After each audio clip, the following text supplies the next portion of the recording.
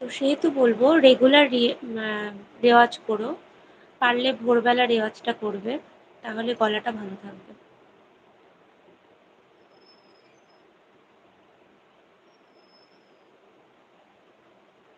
বেশি না, তুমি ০.৫ ঘন্টা টাইম দাও গানের পেছনে ভোরবেলা করে।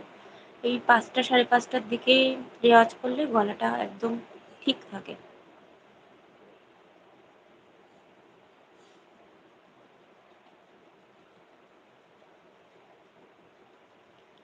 আমার নিজের লেখা গান? বাপরে!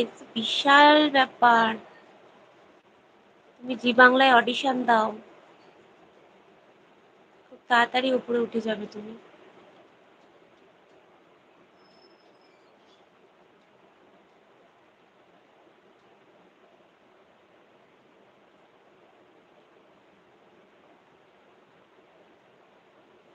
শীতের কুয়াশায় ঢাকা মাঠের ছবি আঁকে নিঃশব্দ প্রেমের কবি।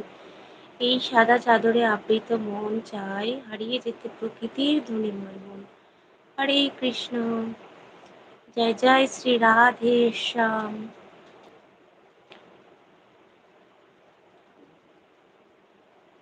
আমার আর বন্ধুরা কোথায় আজকে? আমি গান, কবিতা, গজল, ছন্দ, কবিতাও মোটামুটি পারি।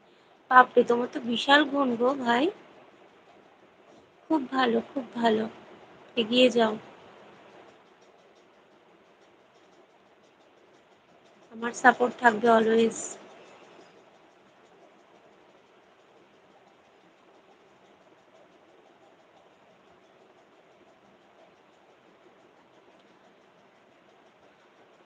তোমার নিজের গান দিয়ে তুমি শুরু করে দাও ইউটিউবে কাজ। একটু একটু করে দিতে থাকো, রেগুলার একটা দুটো ভিডিও আপলোড দিতে থাকো। হয়তো পড়াশোনার পাশাপাশি তোমার এটাও এগিয়ে যাবে।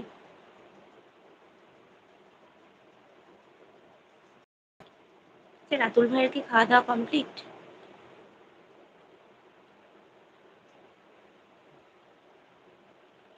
কিন্তু আমার কাছে গান প্রায় ৩০০ আছে, সব আমার হাতের লেখা। ভালো, ভালো তো।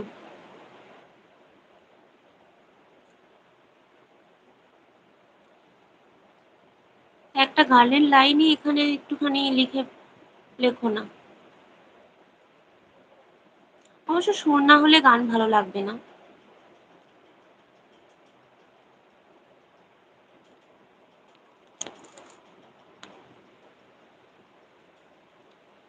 দাদা ভাই, তুমি কোথায় গেলে?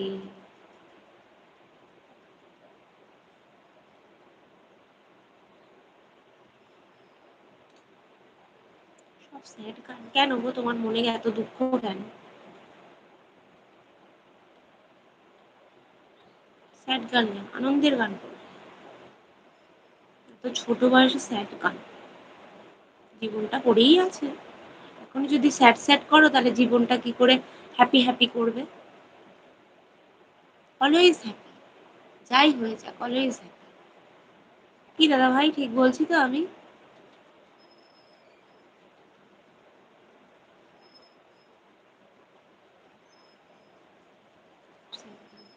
দুঃখ না।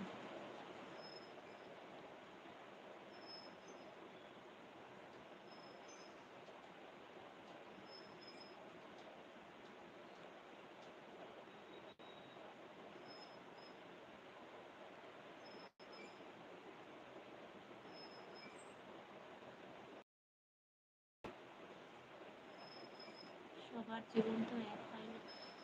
তা ঠিক, সবার জীবন এক হয় না। কিন্তু সুখ দুঃখ মিলিয়েই জীবন।